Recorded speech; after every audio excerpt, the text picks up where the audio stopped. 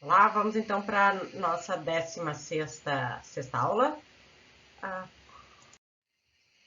O que a gente vai ver agora? Agora a gente vai ver uma propriedade especial de sentenças, exatamente como a gente tinha visto no caso da lógica proposicional, as tautologias e as contradições proposicionais, né? Agora nós vamos ver dois casos especiais, que são sentenças da lógica quantificacional, que são verdadeiras em toda e qualquer interpretação, que são chamadas de sentenças válidas ou de verdades lógicas. Tá?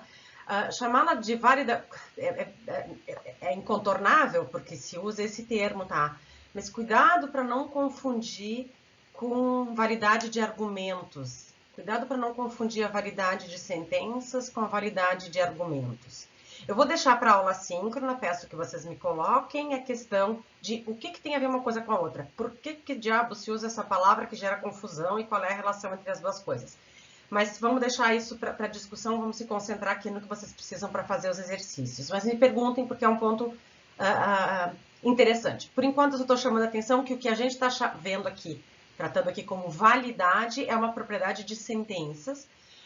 Outro nome é falar em verdades lógicas, e são aquelas sentenças que recebem verdadeiro em toda e qualquer interpretação, que não existe interpretação que dê F para ela. E por outro lado, a gente vai dizer que uma sentença é contraditória ou é uma falsidade lógica, se e somente se ela receber F em toda interpretação. Como sempre, o mais simples é a gente ver alguns exemplos para vocês treinarem, usar a definição e provar essas propriedades. Bom, primeira coisa para a gente compreender como é que a gente vai ver se é uma verdade lógica, ver se é uma falsidade lógica, é lembrar das definições, né? Para que ela seja uma verdade lógica, tem que ser verdadeira em toda interpretação. Portanto, se eu encontrar uma interpretação que atribui falso para a sentença, eu já provei que não é uma verdade lógica. Por outro lado, se eu encontrar uma interpretação que atribui V para a sentença, eu mostrei que não é uma falsidade lógica. Já para mostrar que é uma verdade lógica, eu tenho que mostrar, argumentar e explicar por que seria impossível encontrar uma interpretação que dá falso para ela. E aí uma boa técnica é tentar falsificar.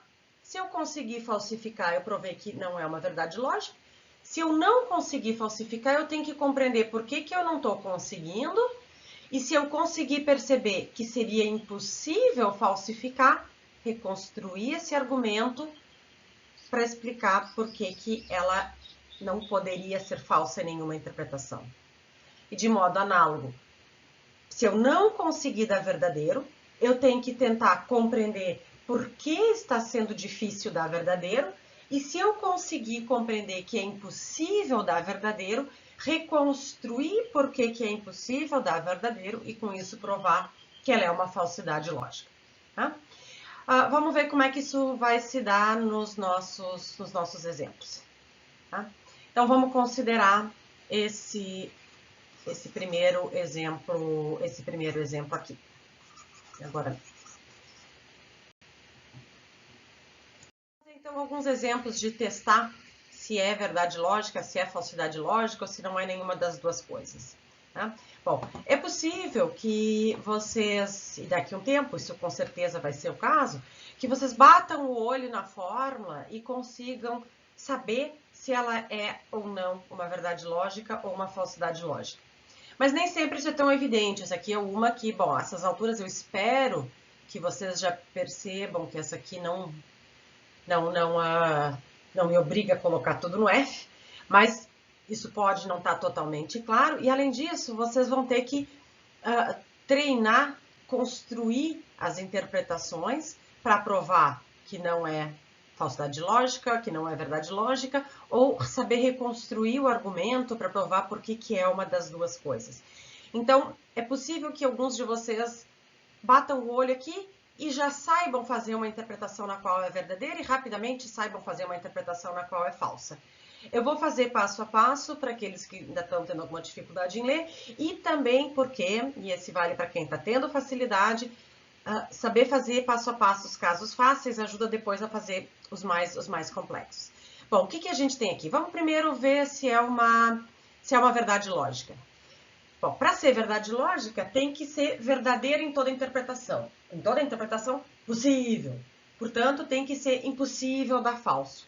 Então, vamos fazer o seguinte, vamos tentar dar falso e vamos ver o que acontece. Vamos ver se eu consigo dar falso. Se eu conseguir dar falso, eu provei que não é uma verdade lógica, né? Então, vamos tentar dar F aqui. F para implicação, bom, só tem um caso, que é quando o antecedente é verdadeiro e o consequente falso. O que tem que acontecer para o consequente ser falso? O B não pertencer ao F. O que tem que acontecer para o antecedente ser verdadeiro? Essas alturas vocês já devem saber ler bem essas fórmulas. Todo F é G, né? Então, vamos lá, tentar construir uma interpretação, sei lá, vou pegar o 0 e o 1 aqui como objetos. O B vai ter que nomear um objeto, o 1. Para que o consequente dê falso, o que não pode acontecer? Não pode acontecer do B estar no F, tá? Eu esqueci de riscar aqui, né? O que acontece? Para dar falso para F1 de B, o B não pode estar no F. Então, eu vou cuidar para não colocar o 1 no F. Se eu quiser, posso até colocar o 0, mas não sou obrigada. Mas posso, se eu quiser. Bom, mas para que ela dê falso, não basta não colocar o 1 no F. O antecedente tem que ser verdadeiro. Bom, se eu coloquei o 0 no F, para o antecedente ser verdadeiro, eu vou ter que colocar o 0 no G. Bom, mas agora o que foi? Eu consegui um exemplo de interpretação onde o antecedente é verdadeiro, porque todo F é G, e onde o B não é F. Bom, então, eu posso responder a questão dizendo a sentença não é uma verdade lógica, pois é falsa na interpretação abaixo, ao lado. Bom, há infinitas interpretações que falsificam essa sentença, então não precisa ser essa daqui. Há várias alternativas. A mais simplesinha delas, que por elegância seria a minha preferida, era essa daqui.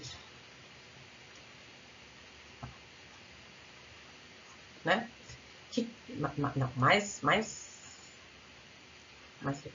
Uma bem minimalista. Pela definição de interpretação, eu tenho que ter um objeto no universo, o B tem que nomear um objeto, é falso que o B está em F porque é vazio, e todo F é G, porque bom, não tem nenhum F, então nada precisa ser G, tá? Mas, enfim, qualquer uma das duas e qualquer uma de infinitas outras, vocês fiquem testando fazer. Então, mas o que é importante? Ao exibir uma interpretação na qual a sentença é falsa, nós provamos que ela não é uma verdade lógica, tá? Mas tem que exibir a interpretação. De novo, não adianta só dizer, ai, é perfeitamente possível falsificar. Você tem que me mostrar isso. Exibe a interpretação. Vamos ver agora se ela, por acaso, é uma falsidade lógica. Bom, para ver se ela não é uma falsidade lógica, o que a gente pode fazer? Vamos tentar verificar. Se a gente verificar, pronto, tá? Pelada coruja, seja lá de onde veio essa expressão, né? Se a gente conseguir atribuir V aqui, desculpa, a gente vai ter mostrado que não é uma falsidade lógica. Se a gente não conseguir, a gente tem que ver se é incompetência nossa e não se esforçou o suficiente, ou se de fato há a impossibilidade de verificar a sentença. Vamos lembrar, eu sempre vou ter que ter um objeto no universo. Vou pegar aquela minha que essa aqui, assim, acho bonitinha. Vamos começar. Essa aqui eu não preciso botar nada ainda, tá? Eu sei que eu tenho que ter pelo menos um objeto no universo e eu tenho que aqui o F e o G poderiam ser vazios, então por isso que eu deixei assim. Bom, para verificar, eu tenho duas alternativas. Ou a falsidade do antecedente ou a verdade do consequente. Ficou bem fácil de verificar, né? Por quê? Vai bastar eu colocar o B aqui. Desculpa, feio. Viu o que dá a falar desse jeito frouxo? Eu colocar o 0 aqui, tá? Bom, e aqui se eu deixar vazio, inclusive o antecedente vai dar falso, mas não importa. O que importa é que pelo menos um dos dois dê Pelo menos uma das duas coisas aconteça. O que eu tenho aqui? Vou verificar, ver se deu tudo certinho. F não é subconjunto de G, portanto, o antecedente é falso. Bom, nem preciso ver o resto. Já sei que ela é verdadeira, portanto, eu provei. A sentença não é uma falsidade lógica, pois é verdadeira na interpretação ao lado, abaixo, em linha, em barra, 3, como vocês chamarem e deixarem clara essa interpretação. Tá? Vamos ver agora outro exemplo. Vamos ver essa daqui. Vamos ver se... Bom, vamos de novo, vamos testar primeiramente se ela é uma verdade lógica. Então, vamos tentar dar falso. Vamos tentar dar falso. Se eu conseguir dar falso, eu provei que não é uma verdade lógica. Se eu não conseguir, bom, aí recomeça a conversa. Para dar falso aqui, o que vai ter que acontecer? A gente vai ter que dar verdadeiro para o antecedente e falso para o consequente. Vamos ver o que vai ter que acontecer para dar verdadeiro para o antecedente. Para dar verdadeiro para o antecedente, a intersecção de F e G tem que ser igual ao universo. Ou, dito de outro modo, todo objeto do universo tem que ser F e G. E para dar falso para o consequente, para dar falso, o que tem que acontecer? O B não pode pertencer ao F. É perfeitamente possível e provável que vocês já perceberam, ops, não vai ter como fazer essas duas coisas ao mesmo tempo. E já consigo explicar por quê, porque esse é um exemplo simples. Mas como eu disse, eu vou fazendo devagarinho, passo a passo. Vamos dizer que vocês não tenham percebido isso. E vamos tentar fazer isso, tentar satisfazer o antecedente, verificar o antecedente e falsificar o consequente. Eu vou ter que ter pelo menos um objeto no universo, B vai ter que nomear um objeto. Bom, para dar V para o antecedente, o que eu vou ter que fazer? Ah, eu vou ter que colocar tudo no G. Se eu tivesse mais objetos aqui, teria que colocar tudo no G e no F. Porque para a primeira sentença ser verdadeira, para todo objeto ele tem que estar no F e no G. Mas para a sentença dar falso, não basta o antecedente dar verdadeiro. O consequente tem que ser falso. E para o consequente ser falso, o objeto associado ao B não pode estar no F. Ah, aqui eu botei. Vamos ver se eu consigo tirar. Vamos tirar o B do F. Vamos deixar o B1 e vamos tirar o B do F. Não pode. Por quê? Porque daí, se eu tirar o B do F, o meu antecedente não vai ser verdadeiro, eu não consigo falsificar. Vamos então botar o 1 de volta e vamos fazer o B nomear um outro objeto, 2. Aí não vai adiantar por causa dessa aqui, porque o 2 tem que estar tem que estar fora do F para o consequente ser falso. Então, sei lá, vamos tentar fazer um terceiro objeto.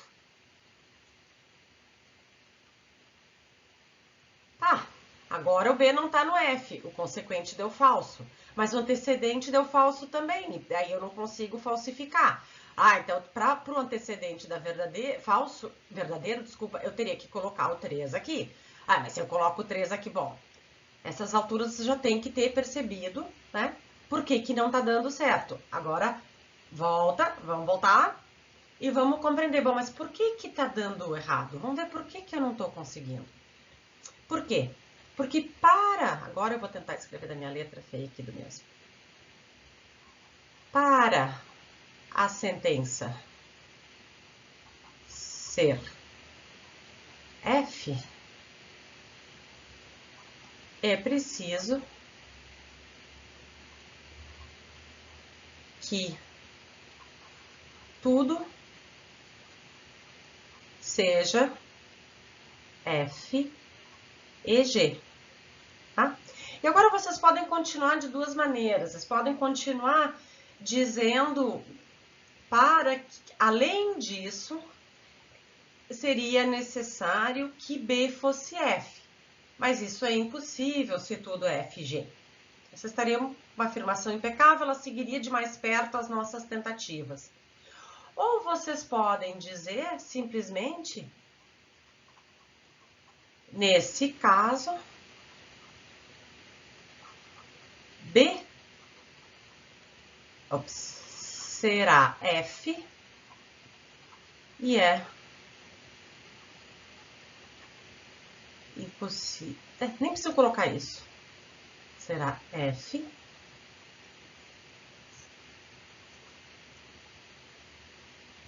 Será F aqui, né? O que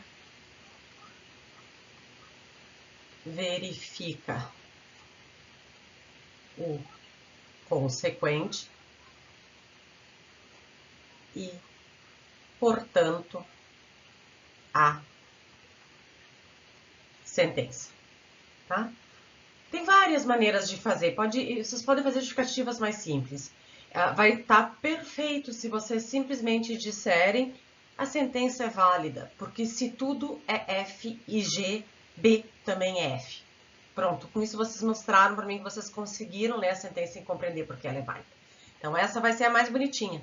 Ela é válida porque se tudo é F, G, B é F, tá? É uma justificativa frouxa, mas tá perfeita, tá ok.